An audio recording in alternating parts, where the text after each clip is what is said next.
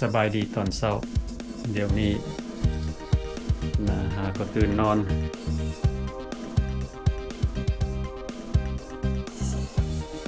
อันนี้ก็สิเป็นบ้านของมิสเตอร์ลัดอยู่บ้านปากทางเมื่อคืนนี้เขาก็ได้มานอนพักเช้าอยู่นี่เนาะบ้านของเพิ่นก็สิเป็นบ้านหลังน้อย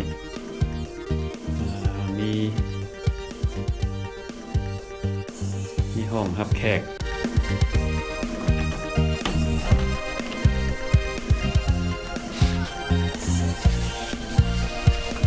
นี่ครับ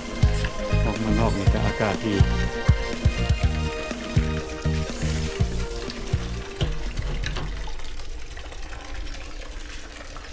สงสัยเพิ่นยังบ่ทันตื่นนอนเนาะบ้านหลังนั้นสิเป็นบ้านของมิสเตอร์ลัดเพิ่นนอนแล้วเขามานอนอยู่บ้านหลังนี้เพราะว่าบ้านหลังนี้เพิ่นหาก็ปลูกแล้วได้ประมาณมุ่งเดือนปลายนี่เนาะเพราะว่าตอนเขามา3 เดือนก่อนท่านเพิ่นยังบ่ทันแล้วเพิ่นกะสินี้รายการก่อสร้างอีกบ้านหลังหนึ่งอีกเพิ่นว่าเพิ่นสิปลูกใส่บอนนี้สิได้เฮามาบ่ทันเนาะบักต้องของเพิ่นเบิดละมันเบิดฤดู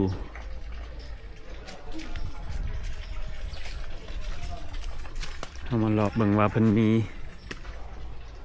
มีหมากอีหยังแน่อยู่ทางที่ข้ามหัวไปนี่ก็สิเป็นบ้านของเนเบอร์เพิ่น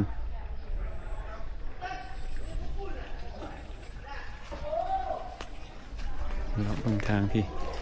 เป็นต้นกล้วยสระน้ำของเพิ่น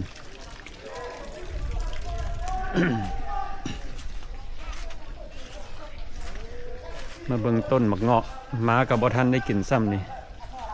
หมักเงาะสงสัยมันเป็นแล้วเพิ่นก็กินเบิดเนาะ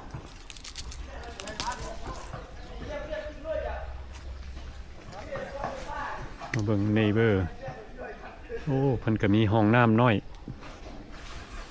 ห้องน้ำแบบสิมีป่าหลายเด้อนี่เห็นบ่ห้องน้ำน้อยๆแบบสิ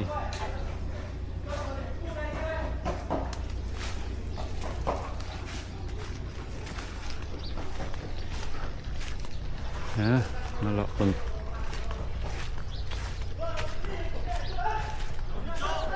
ว้ายจะได้นึกว่ายังนอนอยู่สนอกเอาอีกแล้วบักข่าวนี่นี่ยามเขาแลนมือเศร้าแลนมือเศร้าขนาด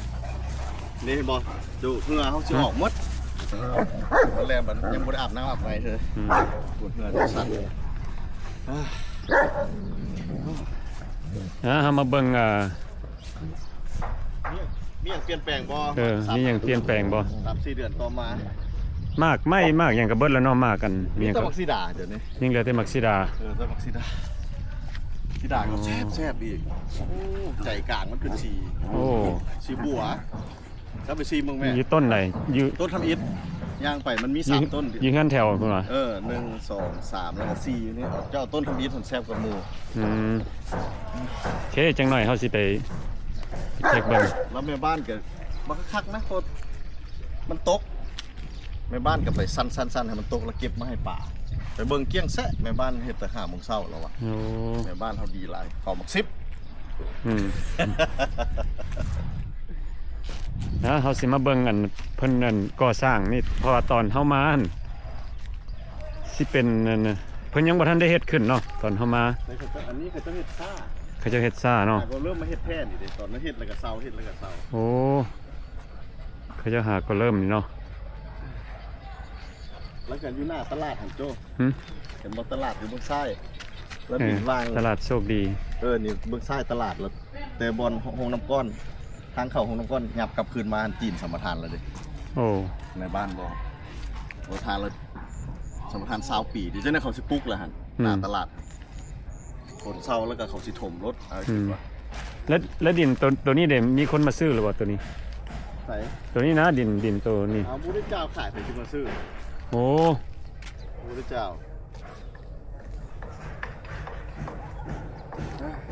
อันนี้เพิ่นปลูกข้าวเนาะนี่เนาะ เข้ากับ4 กรัมก็จะเบิ่ง โอ้ เหยียบขี้หมานะย่างขอบไป อืมอันนี้ให้นาข้าเจ้าเนาะตัวนี้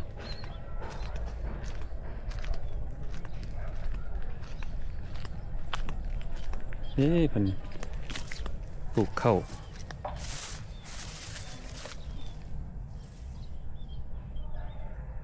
เขาบ่อยากย่างลงไปเนาะเพราะว่ามันเป็นป่า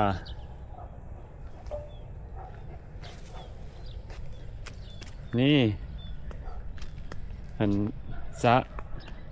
ระน้ำอยู่ข้างบ้านของเพิ่นพวกเขาเคยมาเก็บผักบุ้งอยู่นี่ครับ3 สาว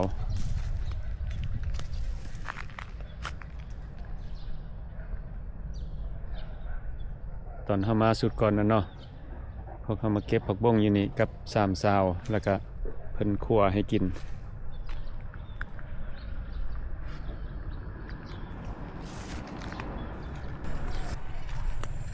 สะอ่อนเข่าของเพิ่น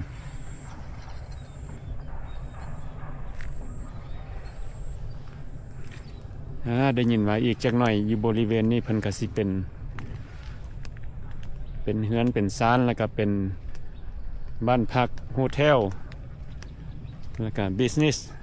เนาะ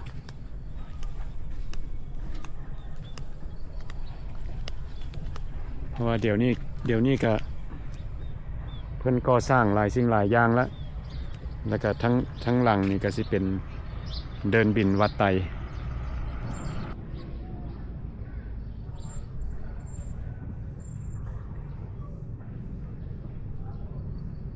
ขาวสิไปแล้วพระเจ้าเนี่ย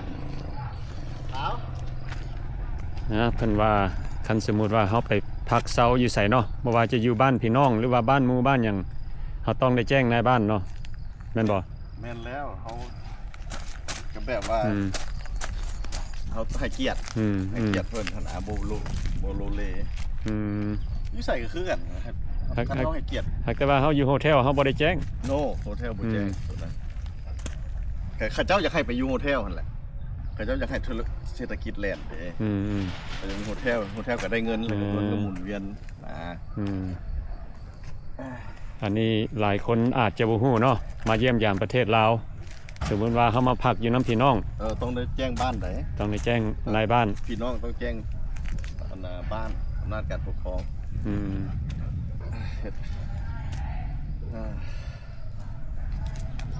แบบนี้แหละเฮามักไปอยู่โฮเทลบ่ได้ยากสบายเช็คอินเช็คเอาท์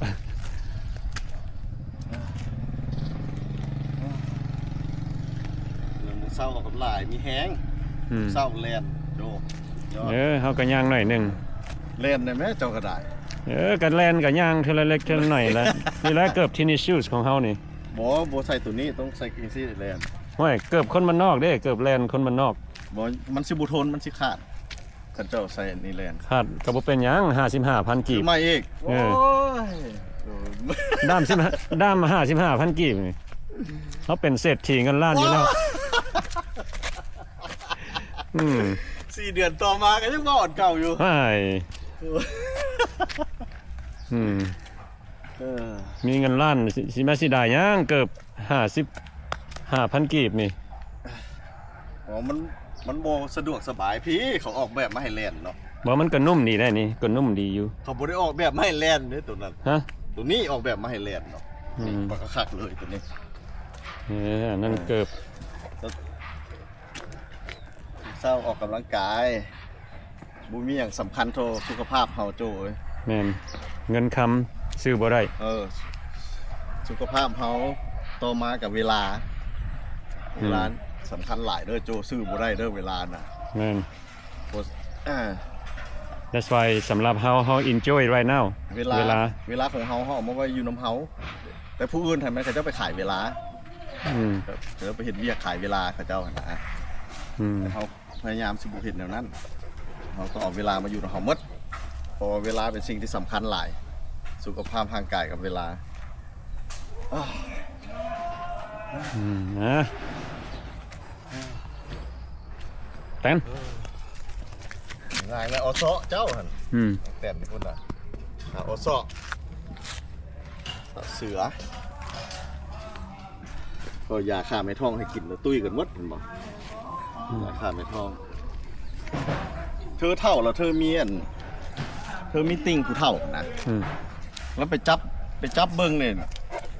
ว่าเป็นเฮปโบแมนเลย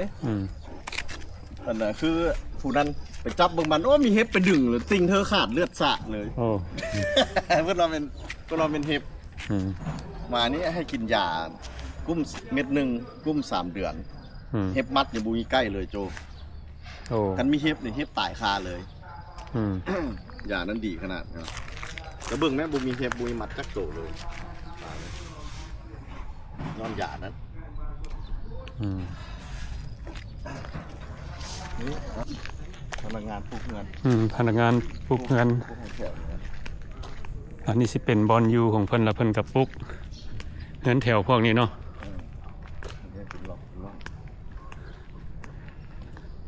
โอ้อันนี้ก็สิมีห้องรับแขกห้องนอนแล้วก็ห้องน้ำแล้วก็เฮือนครัวทั้งหลังพุ่นเนาะอันนี้ดีสำหรับคนอยากมาเฮ็ดบิสเนสนี่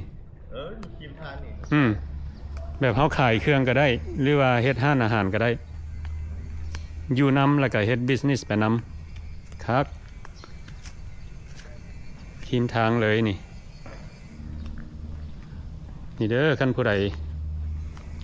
อยากมาอยู่ลาวเนาะนี่สำหรับผู้ใดอยากมาอยู่ประเทศลาวหรือว่าผู้ใดมีไอเดียเนาะอยากเฮ็ดบิสเนสมาเซาแบบนี้ก็ได้นี่เซานี่เพิ่นก็มีห้องเบิดทุกอย่างห้องนอนห้องน้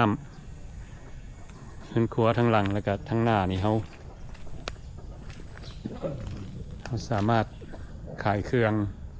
หรือว่าขายของกิน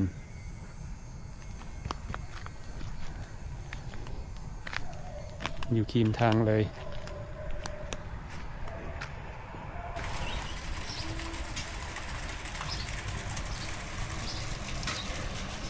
แต่ละมือกับแบบเสื้อเนาะ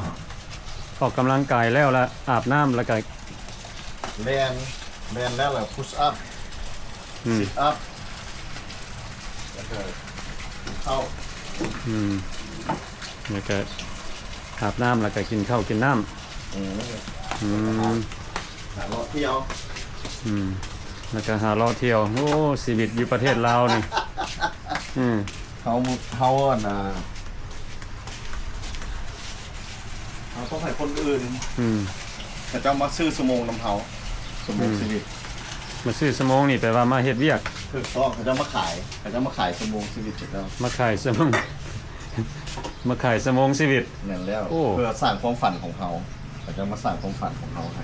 ให้ชีวิตอยู่อเมริกาก็มีแต่แบบนั้นเลยจะมาสร้างความฝันนี่ก็จะเฮ็ดเวียกให้เขาเจ๋งตักมาได้โจ้เว้ยมึงอาหารเศร้าอ่ะนะเป็นเรื่องอาหารเศร้าแกงเนี่ยมันตักถ้วยไผ่ถ้วยมันโบ่มพูดน้ำกันโอ้ป่านนั้นคนน่ะนึกว่าอยู่นี่พระเจ้าตักถ้วยเดียวกันมันต้องง่ายๆอาหารแบบง่ายๆมีข้าวเจ้าขั่วไข่แล้วก็แกงชิ้นหมูใส่ผักเนาะเจ้ามันแข็งแบบนี้นะโอ้มันจะเบิ่งอ้อมอยู่นี่เบิ่งอ้อมตัวใหญ่ขึ้นมีแต่ลูกแต่หลานนะนอนอยู่พื้นนี่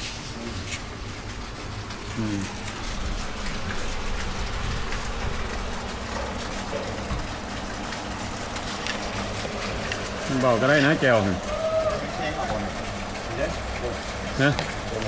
โอ้เจ้ามันแข็งว่ะเอามาลองมึงบ่ได้กินห่วย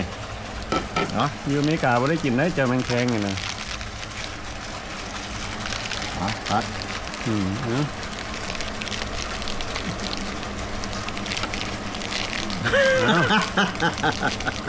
จะตักไหมอยู่อเมริกาบ่ได้กินได้แต่มันแข็งคันบ่มาลาวน่ะเลย เนาะ คนบ่กินเผ็ดค่ะ โอ้ มื้อเช้าบ่กินเผ็ดข้าวบ่แจ่วใส่บักแคนน้ำมะแคนบักแคน แคนตำเหนือพักมันบ่ โอ้ผักเดี๋ยวผักแค่บ่ผักแล้วบ่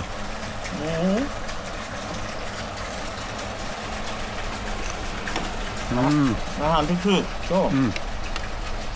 อาหารสวยมาก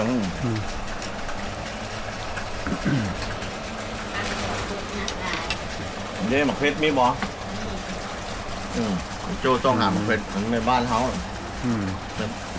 ในบ้านไหนก็โสดนะมีแต่คนโสดแล้วก็บางที่สิค้ามันเข้ามาเนาะว่าน้องมีไปใช้แบบนั้นเนาะเพราะว่าตะกี้น้องมีเป็นในบ้านอยู่นี้เพราะว่าจะหลายคนกับที่นี้ภาระอย่างของเพิ่นล่ะเนาะเพราะว่าส่วนหลายคนเฮานี่สิไปน้ำเรียกน้ำงานบ่ว่าจะอยู่รัฐใดอยู่ประเทศใด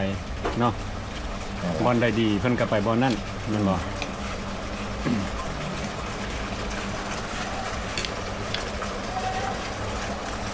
โอ้ขอบใจ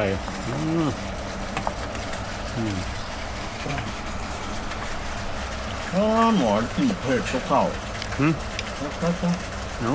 สร้างเผ็ดเนี่ยคนบ้านนอกเลยโอ้ยใช่ใช่น้ำซีอิ๊วบ่อันนั้นเจ้าโมได้เอาทานแต่บอกอยู่พุ่นมีว่าทานแล้วก็น้องดาดเตาปิ้งอยู่ข้างไมโครเวฟข้างในหั่นเจ้าออกมาใช้งานก็ได้ไหนคอยมีเตาปิ้งไหนอยู่ในเฮือนหั่นน่ะซื้อมาแล้วโบได้ปิ้งเลยต้องการอย่างเจ้าซื้อมาแล้วนะเจ้าเป็นนางเอก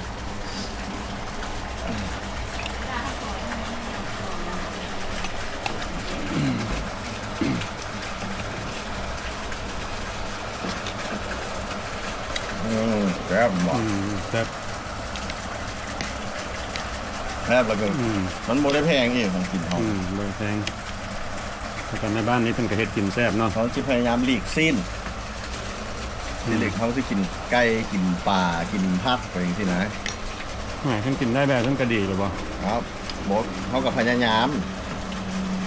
บ่แม่นว่าแต่ประหยัดเงินได้แบบนี้พยายามมันสุขภาพทางกายเขาพี่นะผมเคยบอกเจ้าอะไรเขาหาเงินมาได้แต่วันนี้สุขภาพเขาโบห่างกายแบบนี้เขาโบได้สำคัญต้องสุขภาพก่อนนั่นแหละบ่มีเงินสิมีซ้ำใดกับห่วยสุขภาพบ่ดีสิ้นมีไขมันบ่อนนะครับให้ดีกรสสิ้นงัวนี่ก็ให้บ่จำเป็นบ่กินทั้งสุขภาพบ่ดีแล้วสิเอาเหือแห้งมาใช้ไปจ่ายเงินเนาะแห้งเป็นเศรษฐีเงินล้านอยู่เนาะเป็นเศรษฐีเงินล้านไปโพลิเซียเลยน้ำวิดีโอนี้ก็ได้มาถ่ายให้พี่น้องได้เบิ่งเนาะมื้อนี้ก็ได้และบอลนอนมิโซโจ้FC จะเห็นเด้ได้ออกมาเยี่ยมมายามบ้านปากทางบ้านของมิสเตอร์รัตใจดีวิดีโอนี้ก็ถ่ายให้พี่น้องได้เบิ่งเนาะบริเวณบ้านของเพิ่นก็บ่แตกต่างหลายเนาะยังงามคือเก่าหลังน้อยแต่ใจใหญ่บ้านหลังน้อยคนใจใหญ่รวยน้ำใจรวยน้ำใจรวยเงินรวยคำอยู่บ่หน่อยนึงพอมีได้กินข้าวกินน้ำเนาะถ่ายให้พี่น้องได้เบิ่งแล้วก็ขอให้พี่น้องติดตาม วิดีโอต่อไปเนาะเฮาก็สิมีนูวิดีโอเกี่ยวกับอยู่ลาวนี่ล่ะให้พี่น้องได้เบิ่งโอเคขอบใจ